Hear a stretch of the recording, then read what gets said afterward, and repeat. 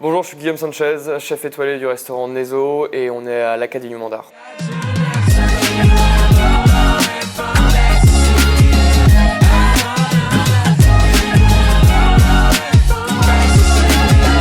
Aujourd'hui, on va parler fermentation ensemble.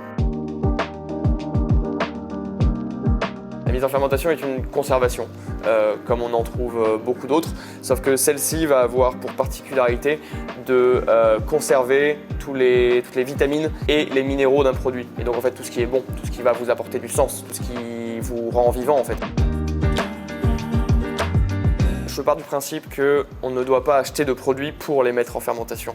La mise en fermentation est la suite logique d'une non-consommation d'un produit. C'est-à-dire que vous allez acheter un produit, choisir, le sourcer en fonction d'un producteur, d'un terroir, le cuisiner si jamais le besoin est là. Et si jamais il vous reste en fait une carotte, des légumes dans un frigo que vous n'avez pas utilisé, c'est là que va intervenir la mise en fermentation. D'un point de vue environnemental, vous allez pouvoir peut-être acheter un poil plus et pouvoir le conserver toute l'année.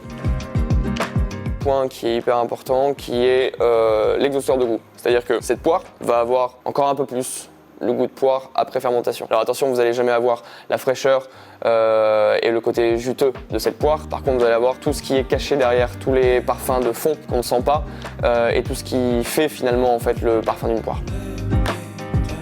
Lors d'une mise en fermentation, vous allez avoir le goût A, du coup, qui est le goût de ce topinambour que les gens connaissent, qui va être un goût assez terreux, très légumier. Le goût B, ce qui va devenir en fait, est principalement dû à votre environnement et à la façon dont vous allez le mettre en fermentation. C'est-à-dire que ce goût terreux en fait, va devenir un goût beaucoup plus acide, beaucoup plus frais, qui est dû tout simplement en fait, à une transformation des sucres qui sont présents naturellement dans ce légume en acide. C'est le principe de la fermentation, c'est-à-dire qu'on va réussir à demander à des bactéries de transformer une protéine en acide aminé, ainsi de suite. C'est-à-dire que quoi qu'il arrive, vous allez avoir une transformation du goût. Et c'est en ça qu'on parle de goût A et de goût B en fermentation.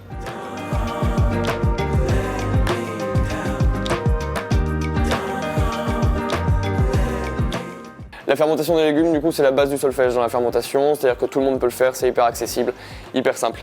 Ensemble, on va avoir plusieurs applications que vous allez pouvoir faire chez vous rapidement et efficacement.